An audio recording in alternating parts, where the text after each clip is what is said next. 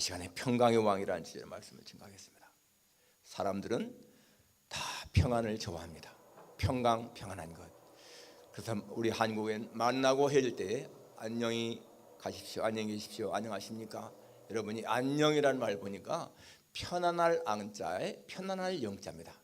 그러니까 무탈, 사고 없이 모든 게 그저 안정되고 평안한 상태.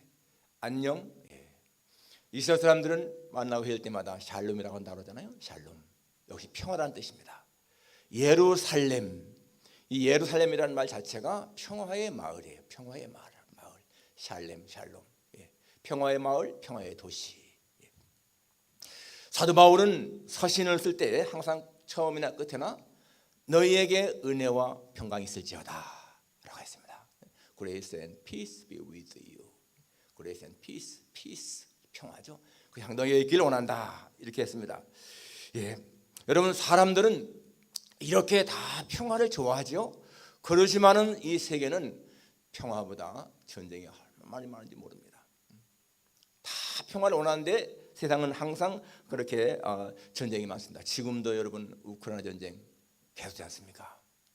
정말 푸틴 한 사람의 그 마음 때문에 전쟁이 이렇게 생긴 거 아니겠어요? 그리고 얼마나 많은 사람들이 죽었습니까? 우크라이나에서만 한 10,000명 정도 했다고 그러고 러시아는 뭐 한 3-4만 명이라고 그러는데 여러분, 그 많은 사람이요 진짜 한 사람 때문에 생긴 거예요. 얼마나 참 불행한 일입니까?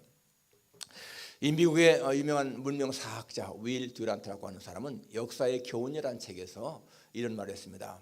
역사, 이 문화가 시작된 지 3,400년 됐는데 그때부터 지금까지 전쟁이 없이 지나간 그 해는 한 270년밖에 안 된다.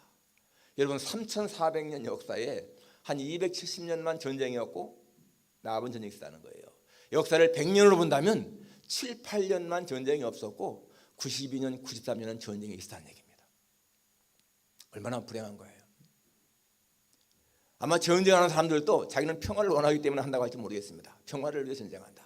하여튼 인간의 역사는 이렇게 전쟁으로 점철된 그러한 역사였습니다. 사람들은 다 평화를 원하는데 그렇게 세상은 자꾸 어지러운 거예요. 일본의 하루야마 시게루라고 하는 사람이 있는데요. 하루야마 시게루, 이 사람은 작가인데 그가 쓴 책에 뇌 혁명이라는 게 있습니다. 뇌 혁명. 그러니까 뇌 속의 혁명이라는 말이죠. 이게 그 책의 핵심 내용이 뭔가 하면은 생각을 통해서 우리의 건강을 지켜나가자 그거예요. 그러니까 그분은 건강에 대한 관심이 많은데 이 뇌의 혁명을 일으켜서 우리가 건강을 지켜나가자. 심지어는 이 뇌를 좀 속여서라도 우리가 건강을 지키자 그런 말을 하는데 그게 무슨 말인가 하면은 우리의 생각이요 항상 좋은 것으로 차게 되면은 우리가 아는 것처럼 우리 뇌에서는 엔돌핀이라고 하는 좋은 호르몬을 분비한다는 거예요. 그러니까 내가 지금 사랑에 충만히 쌓여 있다 이렇게 생각하는 것만으로도 뇌에서는 좋은 호르몬을 분비한다는 겁니다. 내 전신에 지금 에너지가 흐르고 있다 이런 생각. 또 예를 들면은 굉장히 어려운 고난 가운데 처해 있을 적에 이것은 내 시련이야. 그렇지만 이것은 내 인생에 도움이 될 거야. 좋은 경험이 될 거야. 이렇게 생각하는 사람들 이게 있고요. 시련을 당할 적에 나한테 이런 시련이 오나 짜증내는 사람 있지 않습니까? 그런데 그렇게 어려움을 당할 적에도 이것은 내 인생의 도전이 되는 것이고 내 좋은 경험이 될 거야. 이렇게 하게 되면은 여러분 뇌에서 엔돌핀이 분비되지만은 짜증스럽고 불평하고 원망하게 되면은 이 아드레날린이라고 하는 이 독소가 있는 호르몬이 분비되기 때문에 건강이 나쁘다는 겁니다. 굉장히 참 중요하죠. 물론 우리는 신앙으로서 건강을 지켜나가야 되지만은 여러분 그러나 굉장히 우리 생각이 중요한 거예요. 생각이. 이 시계로는 우리가 건강하기 위해서는 뭐 잠도 충분히 자야 되고 음식도 절제해야 되고 또 화내지 말아야 되고 여러 가지가 있지만은 생각 속에서 평안을 지키는 것이 정말 중요하다. 여러분, 예수님이 우리에게 평안을 끼치노니 나의 평안을 나에게 주노라. 내가 주는 것은 세상이 주는 것과 같지 아니하니라. 정말 우리가 여러분 예수님의 평안을 소유하게 되면은 우리는 육신도 건강할 수가 있고요, 마음도 건강할 수가 있는 거예요. 평안이 그만큼 중요하다는 것입니다. 그래서 여러분, 예수님은 이 땅에 오실 때에 오늘 본문에 보니까 평강의 왕, 평화의 왕으로 오신 분 아니시겠습니까? 여러분, 이 본문 이사야 9장, 이 본문 이사야서는요, 예수님이 오시기 700년 전에 이사야가 쓴 그러한 책인데, 여러분 정확하게 메시아 예수님이 오실 것을 예언하지 않습니까? 오늘 6절에 이는 한 아기가 우리에게 낳고 한 아들을 우리에게 주신 바 되었는데, 여기 한 아기, 한 아들을 얘기했는데, 여러분 그 이름이 뭐라겠습니까? 기묘자, 모사, 전능하신 하나님, 영존하시는 아버지, 평강의 왕, 기묘자, 원더풀, 모사, 카운셀러, 전능하신 하나님, 마이티 갓, 영존하시는 아버지, 에버라스팅 파더, 그리고 평강의 왕, 프린스 오브 피스. 이거는 사람이 아니잖아요. 이거 보면 여기 한 아기, 한 아들이 그냥 평범한 사람이 아니지 않습니까? 영존하시는 아버지, 에버라스팅 파더, 영원히 계시는 아버지, 마이티 갓, 전능하신 하나님. 어떻게 한 아기를 표현하는데 여러분 이런 표현을 하겠습니까? 예수님밖에 없는 거예요. 메시아 예수님밖에. 정말 이사야는 그렇게 700년 후에 오실 메시아를 정확하게 보고 있습니다. 여러분 이사야 53장에 보게 되면 고난당하는 예수님 얼마나 정확히 묘사하고 있습니까? 그가 찔림으로 우리 허물을 인하며 그가 상함으로 우리의 죄악을 빌려납니다. 그가 징계를 받음으로 우리가 평안을 누리고 그가 째지게 맞음으로 우리가 나음을 입었도다. 정말 예수님의 모습을 그대로 표현하지 않습니까? 여러분 성경이 하나님의 말씀이라고 하는 것은요, 이렇게 1.1획도 오류가 없는 거예요. 정말 구약에서 예언하는 그 모든 것들이 어쩌면 그렇게 정확하게 맞을까? 정말 하나님의 말씀의 위대함에 우리 놀랄 수밖에 없습니다.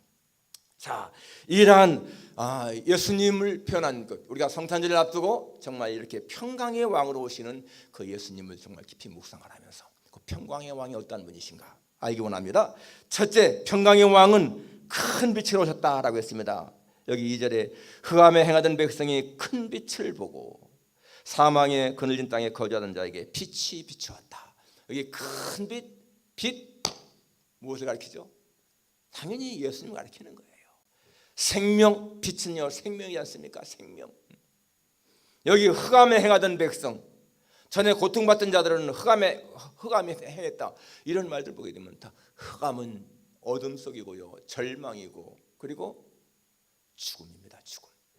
그런데 그런 죽음에 헤매던 자가 큰 빛을 보았다고 하는 것은 그러한 속에 있던 사람들이 진정한 소망, 생명을 얻었다, 그 말이죠.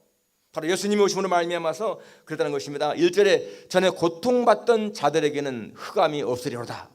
옛적에는 여호와께서 스불론 땅과 납달리 땅이 멸실당하게 하셨더니 후에는 해변길과 요단 저쪽 이방의 갈릴리를 영화롭게 하셨다. 그렇게 어둡던 땅이 이제는 밝게 영화롭게. 여러분 8장 마지막 2절 보게 되면요, 8장 21절 이 땅으로 헤매며 곤고하며 굶주릴 것이라 그가 굶주릴 때에 격분하여 자기의 왕과 자기 하나님을 저주할 것이며 우위를 쳐다보거나 땅을 굽어보아도 환난과 흑암과 고통의 흑암뿐이니 그들이 심한 흑암 가운데로 쫓겨 들어가리라. 위를 보아도 아래를 보아도 소망이 없이 살았다는 거예요. 여러분 이것은요 예수님이 오시기 이전의 세상 상태를 보여줍니다. 나가서 예수님을 만나지 못한 사람들의 영혼의 상태를 보여주는 거예요. 위를 보아도 아래를 보아도 소망이 없는 삶, 절망, 흑암, 고통뿐인 삶. 그 당시에 정말 예수님 오시기 전에 그런 세상도 마찬가지입니다. 가진 자들의 횡포, 권력자들의 그 오만함, 없는 자들의 그 비참함. 그런데 그들에게 소망의 빛이, 생명의 빛이 비쳤다는 거죠. 이렇게 예수님은 큰 빛으로 왔다는 것을 말씀하고 있습니다. 정말 여러분 이렇게 절망스러운데 9장에 딱 넘어오게 되면 이제 바뀌는 거야. 그렇게 어둠 속에 있던 자들에게 이제는 갈릴리를 영화롭게 하셨고 큰 빛이 비추었다. 바로 여러분 이렇게 예수님이 오심으로 말미암아 절망은 사라지고 사람들에게 소망의 빛이 비친 것을 보지 않습니까? 여러분 빛은요 정말 생명의 능력인 거예요. 빛은 생명의 능력. 어둠을 몰아내고 생명을 주는 것. 죽은 지 4일이 지나서 무덤 속에 있던 나사로에게 예수님이 오셔서 나사로야 일어나라 나오라. 여러분 그럴 적에요 나사로가 걸어 나왔다고 그랬어요. 이게 무슨 말입니까? 생명이 사망을 삼킨 거 아니겠어요? 나인성 과부의 아들에게 청년아 내가 네게 이르노니 일어나라. 역시 마찬가지로 여러분 생명의 능력이요 사망을 삼켜버린 거예요. 야일의 딸에게도 소녀야 내가 네게 이르노니 일어나라. 전부 다가 생명이 사망을 삼키는 그런 능력 예수님밖에 없잖아요. 이 땅에 누가 그렇게 하겠습니까? 예수님의 능력으로 그렇게 바뀌는 것입니다. 여러분 예수님이 재림하실 때에 무덤에 있던 자들이 일어난다. 여러분 이게 무슨 말씀이에요? 예수님의 생명의 능력이 임하니까 무덤에 누워 잠자던 자들이 일어난다는 거 아니겠습니까? 큰 빛이 비추는 것은요 이렇게 생명의 능력이 일어난 것을 볼 수가 있습니다. 사람들은 이 지상에서 파라다이스를 꿈꾸지만은 그러나 여러분 지상에 진정한 파라다이스는 있을 수가 없는 거죠. 오직 예수님만이 우리에게 그러한 소망을 주신 것을 알 수가 있습니다. 여기 한학의 탄생 큰 빛으로 오신 그분 바로 메시아 예수님을 가리킨다. 역시 평강의 왕은 큰 빛으로 오신 분이라는 거죠. 생명의 능력으로 오신 분. 우리는 그분 때문에 생명의 능력을 받았고 생명을 누리며 살 수 있다는 거 얼마나 감사한 것인가. 두 번째 이 평강의 왕은요 큰 즐거움이라고 했습니다. 3절에 주께서 이 나라를 창성하게 하사 그 즐거움을 더하게 하심으로 그 추수하는 즐거움과 탈취물을 나눌 때의 즐거움같이 그들이 주 앞에서 즐거워하오리니. 여러분 이 3절 한 절에요 즐거움이라고 하는 말이 4번이나 나와요. 즐거움 즐거움 즐거움 즐거움. 바로 주님이 오신 것이 기쁨과 즐거움이라는 거야. 기쁨과 즐거움. 그런데 여러분 이게 무슨 즐거움이라고요? 추수하는 즐거움, 탈취물 나눌 때의 즐거움. 농부들이 봄 여름에 힘들게 일하지만은 진짜 가을에 추수할 때 얼마나 기쁨이 있습니까? 그 기쁨, 그런 기쁨이라는 거예요. 물론 농사 안 짓는 사람들도 그런 기쁨을 누릴 때가 있습니다. 회사 다니는 사람들도 월급 받을 때 지금은 다르지만은 여러분 저희들이 직장 다닐 때 한 7, 80년대만 하더라도 다 그 당시에 제가 딱 입사하니까 월급을 주는데 월급날에 진짜 봉투에다가요 현금을 다 주는 거예요. 현금. 제가 칸에 처음에 입사해가지고 18만 원을 받아서 18만 2,500원을 받았는데 그 18만 2,500원이 그냥 이렇게 캐시로다가 주는 겁니다. 그걸 받을 때요 얼마나 기쁩니까? 월급 받을 때 두툼한 월급 봉투. 월급 일하는 이 회사 다니는 사람들한테는 그게 진짜 추수하는 즐거움 같은 걸 누리는 것 같아요. 지금은 다 그냥 뭐 자동으로 계좌 들어가니까 그런 건 못 느꼈지만은 아무튼간에 그렇게 현찰을 한 그러니까 그 당시에는요 이 관리부 사람들이 막 밤을 새면서 그 월급 봉투에다가 돈을 넣었습니다. 그런 때가 있었어요. 자, 그리고 탈취물 나누는 즐거움. 여러분이 전쟁에 승리했을 적에 그들이 그 탈취물 나눌 때 얼마나 즐겁겠는가. 그런 즐거움이라는 거야. 근데 이것은 뭡니까? 여기 즐거움은 구원받은 즐거움이죠. 어둠 속에서 구원받은 그런 즐거움. 사람이 죽을 위기에 있다가 구원받는 거 가장 큰 기쁨일 거예요. 이런 망망한 대에서 좌초한 배가 기울어져 갈 적에 다 죽었구나 하는데 여러분 구원선이 다가올 때 얼마나 기쁘겠어. 환호칠 거 아니에요? 실제로 여러분 2010년에 저 페루 산호세 광산에서 갱도가 무너졌는데요. 거기에 33명이 갇혔어요. 33명이. 여러분 69일 만에 구조됐습니다. 69일 만에. 그 69일 동안 얼마나 그들이 불안했겠는가. 그런데 그 69일 동안 갇혀 있는데요. 그게 진짜 살아난다는 게 기적이죠, 당연히. 그들은 뭐 비스켓하고요, 참치, 통조림 있는 거 조금씩, 그것도 48시간 만에 조금씩 먹으면서 견다고 하는데 그게 문제가 아니고 그렇게 죽음의 절망 속에 다 쌓이게 되면요, 사람들이 막 감정이 격해서 싸움이 벌어지고 죽이고 그러잖아요. 처음에 그런 일이 생기려고 했는데 거기에 세 사람의 리더가 딱 나타나가지고 한 사람은 행정을 맡고, 한 사람은 건강 문제 맡고, 한 사람은 이 영적인 문제 맡아가지고 잘 리드해서요 진짜 기적같이 살아났어. 얼마나 기뻤겠어. 그 나중에 살아났는데 그 사람들이 무슨 말을 하냐면, 자기들의 두려움 가운데 하나는 내가 죽으면은 동료들이 내 달 뜯어먹겠지, 그게 두려웠다는 거예요. 실제로 여러분 1972년도에 우루과이의 그 비행기 하나가 안데 산맥에 추락했는데 그때 72일 만에 생존했습니다. 그들이. 근데요 진짜 그들 가운데 죽은 사람의 인육을 먹었고 지냈다는 거예요. 자, 죽음에 임하게 되면 여러분 그렇게 되는 거잖아요. 근데 그런 가운데서 살았다. 얼마나 기쁘겠습니까? 오늘 여기 3절 4절 3절 그 즐거움을 더하게 하심으로, 누가 더했어요? 하나님이 그 즐거움을 더하게 하신 거예요. 즐거움, 구원의 즐거움. 여러분 우리에게 지금의 기쁨과 즐거움이 뭡니까? 소망이 뭐죠? 천국에 대한 소망이잖아요. 그런데 여러분 우리가 천국 하늘나라를 말하지만은 하늘나라는 분명히 두 가지 개념이 있습니다. 하나는 죽어서 가는 하나님의 나라가 있고, 하나는 살아서 누리는 하나님의 나라가 있습니다. 하나님의 나라는 꼭 죽어서만 가서 가는 것이 아니잖아요. 이 땅에서도 하나님의 나라가 있습니다. 그게 하나님의 나라가 뭡니까? 하나님의 통치를 받는 것이 하나님의 나라 아니겠어요? 예수님이 회개하라 천국이 가까웠다 라고 할 적에 여러분 그 하나님의 나라는요 이 땅에서 누리는 하나님 나라인 거예요.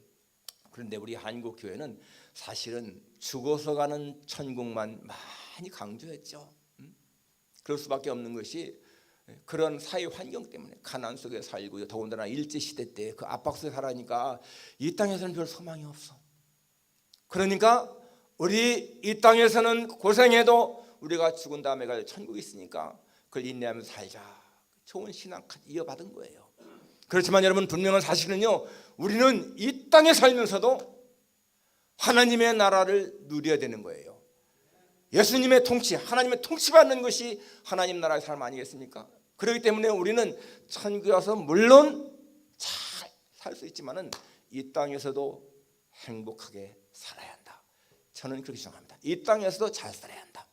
잘 산다고 하는 의미가 물질이 풍성하고 무슨 뭐 건강하고 지위가 있고 사업이 잘 되고 좋은 직장 갖고 그러한 차원만이 아니고, 내가 비록 그런 것은 아닐지라도 내 중심에 예수님을 모시고 살게 되면은 우리는 천국을 누리지 않습니까? 그러면 잘 사는 거예요. 잘 사는 거. 그렇기 때문에 우리는 이 땅에서도 그렇게 잘 살아야 한다는 것을 우리가 알 수가 있습니다.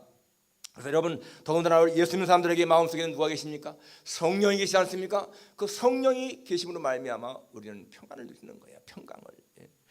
그래서 여러분 우리는 정말 예수님을 모시고 살아가는 기쁨을 누려야 됩니다. 아까 말한 하루에 아마 시계로가 뭐 여러 가지 건강을 필요한 것이 있다. 뭐 밥을 적게 먹고 무슨 화내지 말고 다 그래도 평안한 마음 갖는 것이요 그 모든 걸 합친 것보다 더하다고 그랬어요. 그러니까 여러분 진짜 마음에 평안한 마음 갖는 게 굉장히 중요한 거잖아요. 여러분 최근에 한국의 정세를 보십시오. 그래도 출두했다고 하는 사람들, 상관을 지내는 사람들, 무슨 뭐 국회의원을 지내는 사람들, 고위 관리를 지내는 사람들이 다 뇌물수수나 부정행위 때문에 줄줄이 감옥 갔잖아요. 잘 사는 거 아니지 않습니까? 그들은 뭐 큰 집에 살 거야, 좋은 집에 살 거야, 좋은 차 타고 돈도 많고 심지어 수십억, 수백억을 숨겨놓고 그래도 감옥 가잖아. 그런 건 잘 사는 것이 아니잖아요. 우리는 예수님을 모시고 살아가면 말미암아서 행복을 누려야 된다.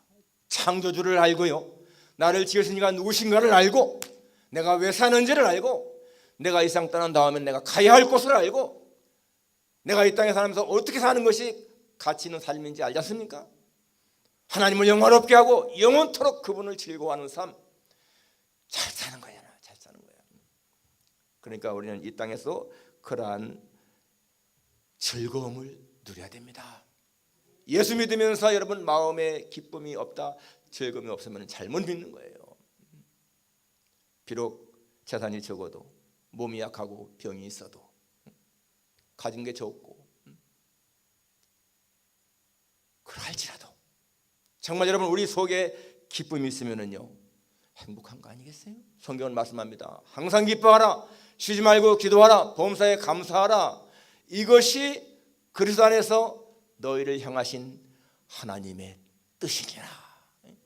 이게 하나님의 뜻이라는 거예요. 항상 기뻐하라는 거예요. 범사에 감사라는 겁니다. 여러분, 범사에 감사, 그러니까 조금 뭐가 잘못돼도 감사하라는 거예요. 전 아까 하루야마 시게루가 말한 그 뇌혁명, 뇌를 혁명하죠. 그것이 가만히 제가 보니까 살아온 삶에서 그렇게 적용했던 것 같아요. 적용. 제가 중학교 시험 맞고 고등학교 시험 떨어지고 막 서울에서 막 어렵게 살 때에 남의 집에서 쌀 가게에서 일도 하고 막 그럴 적에 저도 그랬거든요. 이것은 내 인생의 하나의 경험이고 좋은 것이지 절대로 이것이 실패자의 모습이 아니다. 이것이 앞으로 나의 인생에 더 도움이 될 것이다. 그런 생각을 했거든 실제로. 그러고 보니까 그 사람 말이 맞는 것 같아요. 뇌혁명을 일으키는 거예요. 여러분, 어떠한 경우에도요 하나님은 모든 것을 합력해서 선을 이루신다. 기억하세요. 그러면은 우리는 내가 비록 조금 안 좋은 환경에 있어도 하나님은 이것까지도 변화시켜서 좋게 만든다. 그렇잖아요. 우리 이 교회를 이사 올 적에 먼저 교회당 팔려고 했다가 누가 산다고 했다가는 안 사가지고 우리가 조금 실망했잖아요. 근데 그때 팔렸으면은요 우리가 이게 열을 못 왔거든요. 거기에 있는 그 미국 교회에 좀 낡은 교회를 샀을 거야. 파킹형도 별로 없는. 근데 그 사람들 편들어오는 바람에 우리가 많이 낙심했지만은 그 다음에 조금 지나니까 하나님이 이거 발견하게 하고 그 교회당 팔리게 하고. 그러니까 여러분, 우리에게 뭔가 좀 내 마음대로 안 되는 것 같은 그때가요 오히려 하나님의 은혜가 있는 때인 거예요. 하나님 하시는 모든 일은 다 선하다. 하나님은 우리에게 가장 좋은 길로 인도하신다. 우리는 그런 생각이 됩니다. 저는 하나님을 섬기며 살아가는 삶의 기쁨을 누립니다. 정말로 하나님을 섬기는 것이 너무나 행복하고 기쁩니다. 나는 큰 교회 섬기는 분들 존경하지만은 그러나 부러워하지는 않습니다. 하나님은 나에게 맞는 그러한 교회를 주셨고 그리고 지금까지 평생을 행복하게 지내오게 하신 것 너무너무 감사합니다. 항상 마음속에 예수님 때문에 기쁨이 있다 고백합니다. 큰 빛, 또 그분은 평강의 왕은 우리에게 즐거움을 주시는 분. 마지막 세 번째는 평강의 왕, 평강의 왕은 자유와 해방자입니다. 4절에 이는 그들의 무겁게 맨 몽에와 그들의 어깨의 채찍과 그 압제자의 막대기를 주께서 꺾으시되 미디안의 날과 같이 하셨습니다. 다 이렇게 몽에를 다 꺾어버렸다. 이건 뭡니까? 이거는요 사탄의 몽에서, 죄의 몽에서 해방시킨 것을 말씀하고 있는 거예요. 바로 예수님 오심으로 말미암아서 인생은 그렇게 죄로부터 해방되고요 모든 부자유로부터 해방된 거예요. 예수님의 탄생은 이렇게 새로운 장을 열었습니다. 그래서 예수님이 오심으로 말미암아서 BC와 AD 나눠지잖아요. 바울에게 BC는 예수님을 핍박하는 자였지만은 바울에게 AD는 예수님의 사도로, 복음 전도자로, 그리고 순교자로 살아가는 삶이었습니다. 여러분과 나에게도 BC와 AD가 있지 않습니까? 예수님 만나기 전에 인생은 별 소망이 없었어. 그런데 예수님 만난 후에 우리의 인생은요 진짜 소망이 있고 생명의 능력이 있는 거예요. 해방, 자유. 여러분, 인간에게 불행은요 가난하기 때문도 아니고 질병 때문도 아닙니다. 인간에게 불행은 뭐인가 영적으로 사탄에게 눌려 있는 거예요. 사탄에게 해방받는 건 중요한 것이잖아요. 그래 예수님이 그렇게 했다는 것입니다.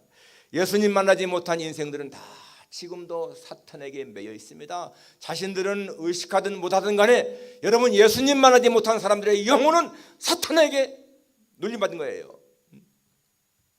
정말로 하나님의 은혜가 우리에게 임해서 이렇게 우리가 하나님을 믿는 것이 얼마나 감사한 것인가. 지금도 수많은 사람들이 불행 속에 헤매지 않습니까? 그리고 수많은 가정이 깨져가고 있습니다. 우리는 그런 걸 보면서 하나님의 은혜가 우리에게 이렇게 크구나 감사해야 됩니다. 여러분, 강철왕 이 헨리 포드는 84세까지 살았는데 이 84세까지 살면서 그는 자기 건강의 비결을 묻는 사람들의 말에 가장 중요한 것은 신앙이다. 마음의 평강. 평강이라고 말했습니다. 여러분, 우리 마음속에 평안이 있다면요, 하나님은 우리에게 그런 평강을 주신 거예요. 오늘 크리스마스를 맞이하면서 여러분 정말 성탄절을 맞이하면서 평강의 왕으로 오신 예수님에 대한 감사, 기쁨 넘치기를 주님의 이름으로 축원합니다. 기도하겠습니다. 하나님 아버지 감사합니다. 주님의 오심을 준비하면서 이렇게 성탄절을 맞이하면서 평강의 왕으로 오신 예수님을 저희들 기억해 하시니 진심으로 감사를 드립니다. 하나님 아버지요, 우리가 이렇게 행복한 삶을 살 수 있는 것 주님이 우리와 함께 하심을 믿고 감사를 드립니다. 아버지 하나님, 이번 성탄절도 우리가 정말 주님의 오심을 기뻐하며 찬양하며 감사하며 지낼 수 있게 하시고 우리에게 영원한 생명을 주신 하나님에 대한 은혜가 풍성할 수 있도록 도와주시기를 간절히 빌고 원합니다. 모든 것 주님 앞에 감사를 드리며 예수님의 거룩하신 이름으로 기도합니다. 아멘.